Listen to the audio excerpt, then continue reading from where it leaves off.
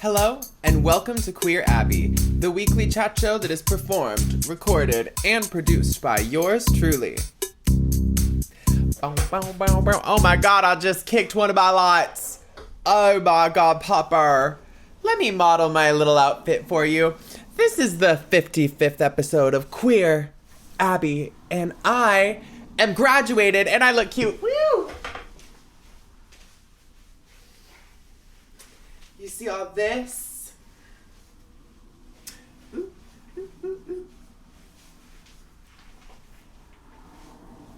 Well, hello. Welcome to Queer Abbey.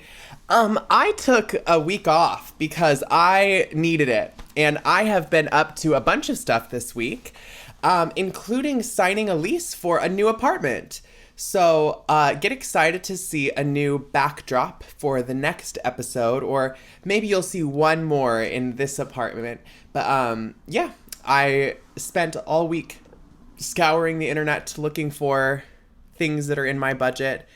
And it certainly provided a huge challenge to find something that I can afford as a single person that works full time in Portland city limits. So I ended up like sort of on the outskirts of the city somewhere, in this lovely little apartment. It looks very like 2000s core, 1990s orange wood and carpet, all that jazz. So it's very much like the house that I grew up in, and I'm excited because it's a 1-bedroom apartment, which is going to be bigger than this studio. I don't know if you've ever stopped to consider very much, but this apartment is basically just this square behind me. We've got my kitchen, we've got my dining room, we've got my library. The front door is over there, and I basically have a bed and a bathroom right there. And that is it. It's like a little hotel room or something. And I spend so many hours in here working on my little projects and potions and pacing around and saying things of pedantic nature. But I'm excited to have like an actual little alcove to sleep in and a bigger kitchen. And I'm just so happy about that. So I am officially graduated. I did the ceremony and everything. Whee! Here is my diploma holder that I received from Portland State University. Come on now. Come on, graduation. Come on, diploma. Come on, model. Ooh. I graduated from Portland State University. Ooh. It was lovely. My sister was able to come and attend the ceremony. I think I knew about that the last time that I filmed. And so, yeah, no, it's just super lit. What's not super lit is me fucking with these lights over and over again. Today, I took a shower and I was listening to the most spooky classical music playlist ever. I just searched up like witchy classical music, and so it played a bunch of like very cliche stuff. I guess cliche is a bad word because like classical music is very canonical. It's all over the place. But like Lacrimosa by, I think that's Mozart. The Dies Irae, that's also from Mozart's Requiem. There's one called Danse Macabre, or there's an Aquarium by Saint-Saëns. I don't know how to say that composer. They're French, that person. But yeah, Carnival of the Animals. All of these pieces were so spooky. As I was taking a shower, I felt like I was about to get like abducted by an alien or like possessed by a demon, but instead I got out and did my makeup. Sometimes you have to give yourself like a weird soundtrack for what you're doing day to day, just to kind of change up the vibes, you know? Because I normally listen to this like upbeat kind of pop playlist while I'm getting ready, and this time I decided I was going to be like in the soundtrack of I was about to try to say the year, but like the movie The Witch. The 2019 film. I don't know when it came out. But yeah, you just gotta get a little fierce sometimes. So there's that. I graduated. I signed a lease. I took a little week to myself to not necessarily rest yet. I don't know if life is gonna just slow down for me all of a sudden, but it sure felt good to not have to do my classes on top of all of these other obligations. So, yay! The world continues to devolve into sort of a mess. I mean, I don't tend to touch on extremely heavy topics here because I'm not the most well-informed person when it comes to global affairs. But God damn it, we just struck nuclear facilities in Iran. And that is a really, really harrowing thing to happen. I mean, we have spent our entire lives being fear-mongered about the Middle East and what would happen if they, quote unquote, like tempted the military powers of the US, which is obviously not what is happening. The US has incited conflict and is literally allowing and funding Israel to be a huge psychotic bully in the Middle East and trying to wipe out all of the Palestinian people so they can take their land for fucking real estate purposes. And then Iran is now involved in this conflict. And so, yeah, we've got World War III happening. That's just so exciting. Internally in the US, we have the president sending federal forces against fucking random immigrants and abducting people off the street, which has been going on for a long time. I mean, ICE is not a new thing. The Obama administration certainly funded ICE more than any of the more recent presidents historically. But Trump has emboldened and incited people to be racist as hell and xenophobic as hell. And it's all directed at brown people. So I mean, I'm assuming if you're one of my 25 friends that listens to this podcast, you probably have some awareness of these things, but this is not the time to sit idly by, especially if you have money, if you have influence, if you have a platform, even if it's 25 people. Think a little bit today about how you might contribute to not letting this war machine take over, because what the fuck? I mean, why do we need to be bombing anybody? I mean, that's the overly simplistic answer, really, but can we not just find a way to resolve these issues that are honestly about money at their very core, without the expenditure of thousands of innocent people's lives, without the fucking destruction of our ecosystem, without nuclear weapons that we have no idea what the long-term effects of nuclear fallout would be. Like, we speculate, we know that there would be a nuclear winter if we started nuking each other, but like, we don't even know what kind of bad things would happen, even just from the fucking shit that we're doing right now. Ugh. We've got AI. Everybody is completely reliant upon predictive text search engines, basically, to finish all of their thoughts for them, because we live in a world that's so complicated. And it's so complicated, I forgot to put my goddamn jewelry on. We live in a world that's complicated, and I mean, I can certainly empathize with the feeling of being like overwhelmed by all of this information. It's a lot. I mean, to know that our country is involved in this global conflict and has basically incited it and created it, handcrafted it so that we can profit from it. It feels like shit, because I am just an individual in this country, and I find the actions of my country as a whole reprehensible. And I know that many people feel that way, but what can we do aside from going off the deep end and doing something that's completely like just, I can't think of the correct word, but it's when somebody is just like tries to make a martyr of themselves. That wasn't the word, but that'll work for now. Like, without being a martyr and doing something crazy, like, how do you make change? We have to distribute our money. We have to show up for each other. I think the most effective thing that I know how to do is to be a friend and to be there for people. I mean, we say that we do devolve into this kind of, war with... We got to be there for each other. That's really the first and foremost thing that we can remember to do, is to gather in spaces like our podcasts, in our homes, in our churches, and to know where you can go for dinner and where you can go sleep and where you're welcome, and which friends you're going to link up with when the nuclear fallout happens. No, I'm just kidding. I don't mean to fearmonger, but really, I think the most powerful thing that you can do is form community and have those kinds of connections. And if you're somebody that is contributing at all to the conflict in Palestine, or now the conflict in Iran, or any of the other global churnings that are happening that are just basically people trying to make money, Boeing, the aircraft company. I'm sure that there's a bunch of fucking oil companies that are interested in this land in Palestine. I mean, when you look deeper, that's really what it is. So those people need to be punished. Like, seriously. I mean, it's not enough to say that they're bad people or that they're going to go to hell or be cosmically punished in the future. The people that are ruining this earth need to actually be held accountable. Like, the Trump administration is a very convenient face for these kinds of things. It's like a Mount Rushmore of evil. But honestly, people have been doing it for a long time, like just raping the earth. And it's led to this idea that we can now literally just genocide people to move them off our prime real estate, because it's basically what's happening. Okay, anyway. So there's that. Was there anything else I want to talk about? We got Iran, we got ICE, we got Palestine, we got moving.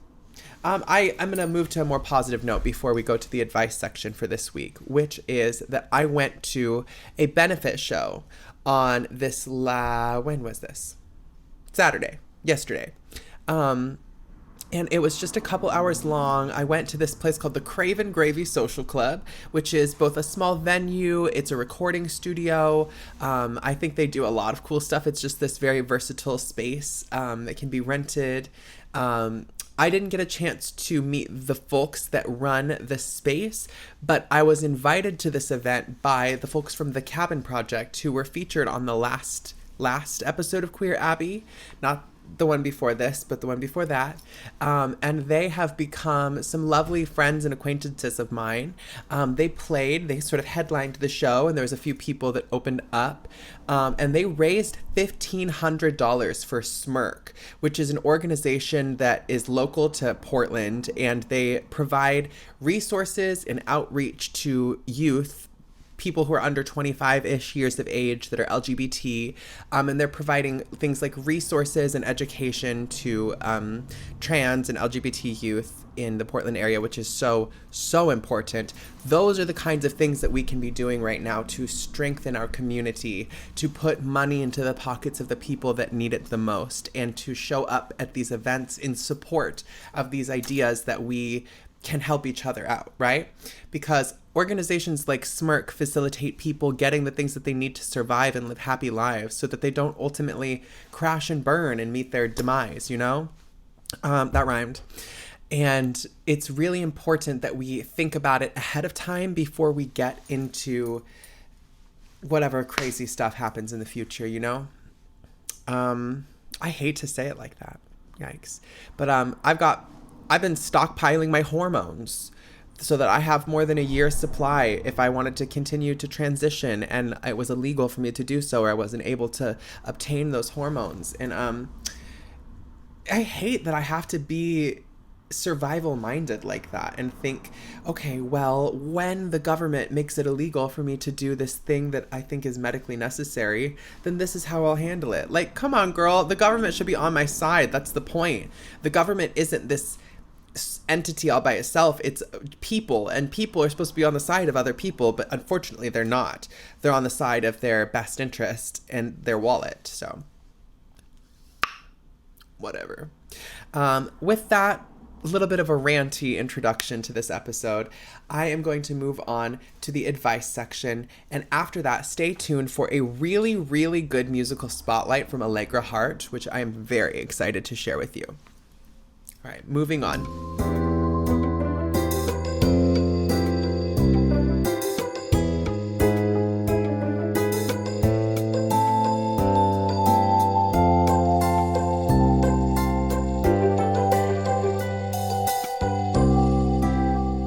Welcome back to the 55th episode of Queer Abbey. Welcome to the advice segment. If you are interested in having any of your advice prompts answered, if you have a query, a question, an inquiry for me, feel free to share it through the anonymous link that is in the description of every episode. You can head there just by clicking the link, and it will open up a Google form for you to fill out. You may also send us an email if you'd like to inquire that way at queerabbey@gmail.com. It's QUEERABBEY@gmail.com, or a phone number, which is 503 567-2053. You could reach us any of those ways, and we would be happy to feature your music, or, I mean, unless it's really terrible and I don't like it. I would be happy to feature your music, your work, and I am looking for more folks to interview. I have a couple of people who have agreed to come interview, and I just need to find the time, but that is a running interest of mine, so don't be afraid to reach out if you are interested in sharing this lovely platform with me. So with that, let's move on to a little bit of questionable advice. So the first caller this week asked, Queer Abbey, I have a roommate situation. Hey, so my best friend and I recently moved in together in March. She has a boyfriend and he's been here every day for the last 2 weeks at least. We already have a rocky relationship, and I know I need to express to her that I want him to leave, but is there any way for me to legally have him leave? She gave him a copy of the keys, I think. I just feel really stuck and I want him out. Well, Miss Caller, she says, can I fucking have him deported, actually? Well, no. I think I can certainly see where you're coming from. I've been in situations before where, I mean, I had this roommate who I love, and I mean, Cal, I love them. They're still my lovely friend, and they have the biggest heart ever. But sometimes we had disagreements about what we had to offer in terms of space and food and energy, right? Because I was like an 18, 19-year-old little like tranny living in the basement. And sometimes I would come home to people that I didn't know, like staying with us for whatever amount of time. And that only happened a couple times, but that was certainly sort of a distressing thing, right? And it's no different. I mean, even if you know who the person is, when you sign a lease, it is a contract saying that you are going to be in the home with this many people as a general expectation that these things are going to happen. And I don't know, not to get all whitey-tighty about it really, because at the end of the day, like, people are meant to hang out and connect and stuff. But if they have their boyfriend there all the time, like, baby, that's not what you agreed to. The point of the lease is that they live there, they pay the rent, that's where they sleep, they do the dishes, you know, and you can't control every aspect of their life, but they made an agreement, you know, so it's not evil of you to hold them to that, but what is evil is to tattle. We don't do tattling here at Queer Abbey, honey. I have people in my life that love to do all that business, and I don't think it ever works out in your favor when you're the kind of person that takes your time and energy to like tell on other people and keep track of them and what they're doing in order to bring them punishment. Like, it's just not worth it. I think that what you need to do is communicate the way that you feel, because that's your responsibility, is how you feel. And which is so valid in my opinion. I can validate that I would be totally annoyed by that as well. And so you need to talk to your roommate about it and then make it her responsibility to come to that, to rise to that occasion and meet that agreement that you two made to be good roommates to each other. So it's probably just as simple as sitting down with your roommate and going, hey girl, like, I know that you love having your boyfriend over, but you know how that is. Like, it's a little bit distressing, or it's like, it's loud, or I just feel like I deserve this sanctuary of home, and when he's here all the time, it doesn't really feel like a sanctuary, you know? It's totally fine to say those things, and I think it's important to think about how your roommate is not your enemy. You two live together, and your goal is to live together peacefully and happily, right? And so you don't need to come at them like, you fucking freak, get your boyfriend out of here. You know, like, you can kindly approach it and think of like where they might be coming from. So that would be my best advice, not to try to legally remove her boyfriend. I mean, if it gets there, if he's like weird and violent, like, then address the situation as such. But like, honestly, people are mostly not that way. You don't need to be going and trying to like escalate it because you want to get one up on them. I just hate that kind of energy. That like, well, I'll get you, I'll write a report and I'll, like, girl, just let people get their own karma, you know? You don't need to play God. So, moving on to the next question. This gorgeous and stunning caller asked, Queer Abbey, asking friends not to drink. My boyfriend and I are moving into our own place in a couple of weeks. Once we've had some time to unpack and settle in, I wanted to host a small party to celebrate. Neither of us drink for a multitude of reasons. I'm quite uncomfortable around drunk people due to my mother being an alcoholic. Plus, I have a fear of someone vomiting and having to clean it up. I don't mind if people get a bit tipsy. I just really don't want to deal with a bunch of drunk people. How could I put this politely to my friends? Well, I think that is extremely considerate of you to be thinking about where your friends come in and where they're coming from. Did you just hear what I said? To be thinking about where your friends come. Do they do it in a sock? Do they do it in the bath? In the shower? Or in the sink? They do it in their in a loved one? Okay, well, no, I think you knew what I meant. That's funny. No, to be thinking of where your friends and loved ones are coming from with their drinking and their celebration of you getting a new apartment, which we're on the same wavelength. Congratulations.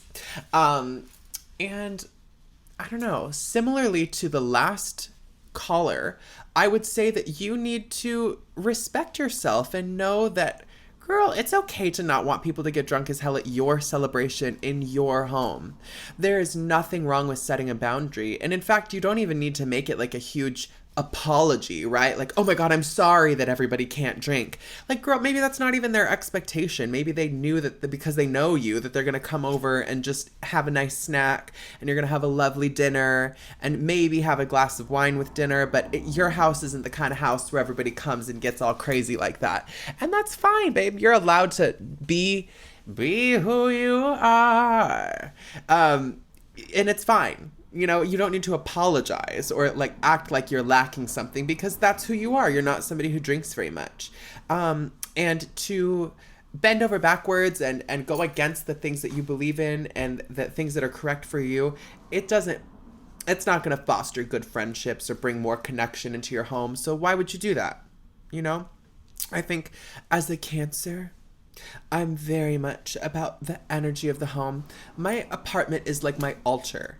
I kind of think of my life that way, that my body and my home, and then these little, it's like rings of an onion. I have my soul, I have my body, I have my home and the bed that I sleep in, and then I have all of the places that I go every day, and then I have my entire network of the world and all the people that I know and the things that I know about, and then there's even the things outside of that, and the things outside of that, and the things outside of that, right? But where the hell was I going with that? I got a little distracted. Yeah, you can do whatever you want, honey. Life is an onion. That's what I do when I lose my train of thought. I just go with it. I'm like, wow, wasn't that really deep? Yeah, well, okay. So, I like to drink. I do, but it's every time I do it, I get so sick. I had a few beverages last night, and I didn't get too hungover because I didn't drink like enough to get drunk. I just was like tipsy. But last weekend when I was actually, you know, celebrating, graduating, and I went and did karaoke and, you know, some other fun stuff. And I got, you know, kind of actually drunk. And mama, when I tell you, I felt like I was going to throw up my innards and die. Like, alcohol is a poison and it is bad for you. So, yeah, I don't blame you for not wanting people to drink at your house because they probably will throw up on your sofa. So, whatever. Yeah. Well, music recommendation. Before we get into the actual musical spotlight, I've just been really into The Planets by Holst, Gustav Holst. It's a very famous musical work, and it's, oh God, was it 9 movements for the 9 planets or something? And all of the movements are a planet. It starts off with Mars, and it's like dun, dun, dun, dun, dun, dun, dun. My favorite one is probably Jupiter because it's very grandiose, and I feel like I'm like want to walk down the aisle to that song because it's so like beautiful and gorgeous. So that's something that you should get your ears into. And another thing that you should get your ears into is the new album by Allegra Heart titled Question Marks, which we are about to crack into. So I'll see you in the next segment.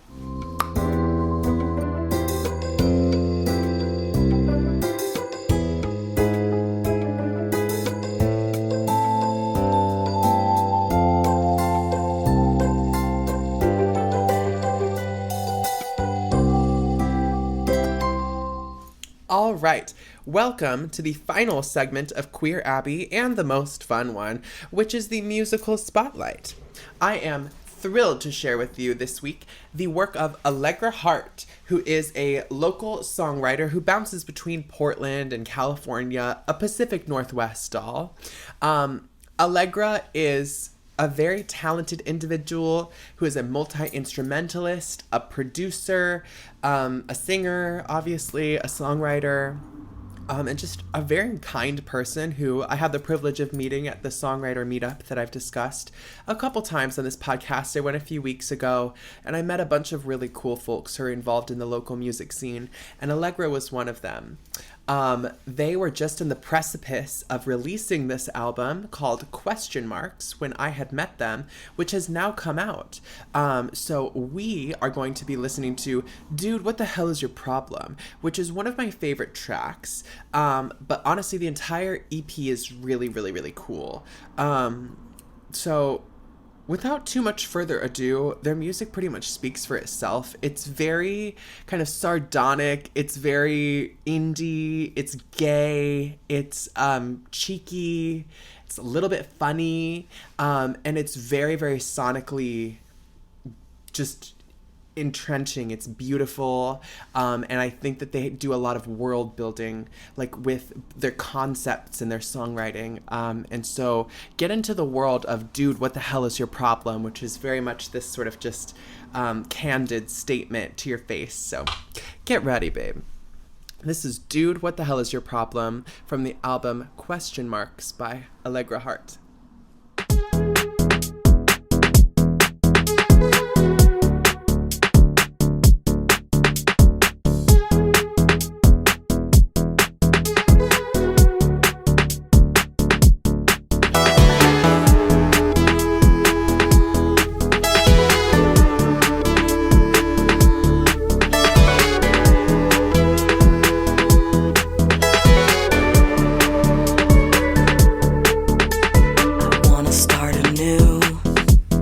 Find something else to do. I'm feeling with my hands all around me. What if I stay still, ignore the racing thoughts, maybe take a pill that might knock it off, reading the whole list of symptoms.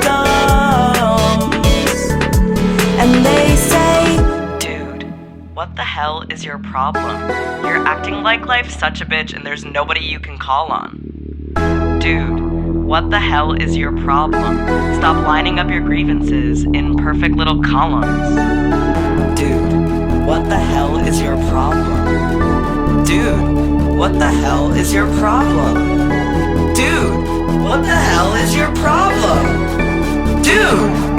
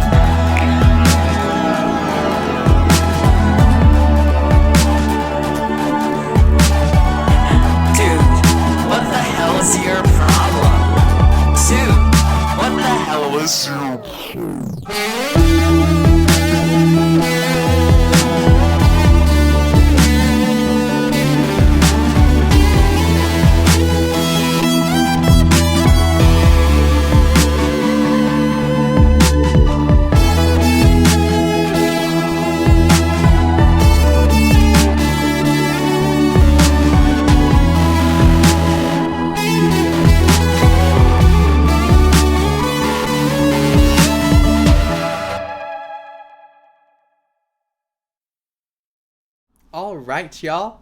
I hope that you enjoyed Dude, What the Hell Is Your Problem? As much as I did. The freaking fun, candor, the excitement of it. This person is really, really talented, and you should look out for Allegra Heart in local performances, on their website, and keep up with them as they release more projects. And make sure you put question marks on your playlists because, Dude, What the Hell Is Your Problem? Is just the beginning.